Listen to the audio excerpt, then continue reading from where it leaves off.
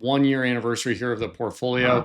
Let's talk a little bit about the returns you've seen. All returns here are reported as of this weekend. So I'm seeing an average recommendation up over 32%. What else? What else? I mean, this is your victory lap here. I think you've had a great first year here, made it through the deep seek moment, made it through the tariff sell down here. We're seeing some big gains in the portfolio.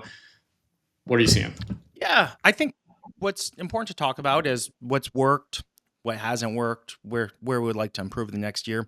Also, I think one thing that's worked tremendously well is just owning the most obvious names, which, that's not much of a victory lap in some sense, but Nvidia, since our first recommendation, as you noted, when we started buying these stocks last year, it's up 46%, Taiwan Semi up 35%, Broadcom up 64%. If I could sign up for those kinds of returns, I would do it any single day. These companies were kind of the no-brainers of the AI space. And as AI has, as we noted, it's the trajectory has gone materially better since we started. They've performed. So the question for everyone listening is probably, would I still buy today, right? It's great that you talked about a year ago. Is it still a buy?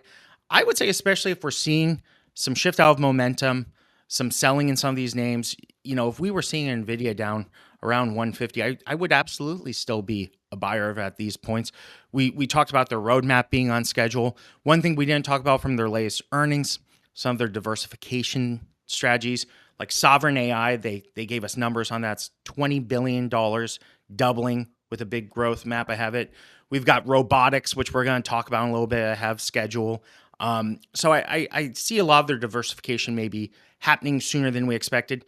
And Taiwan Semiconductor is going to be, I still think, a good value at today's levels for the same reasons.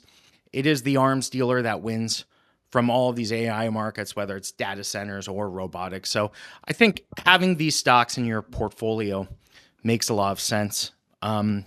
Software, generally, we've done well, especially as the market has sold off in the space.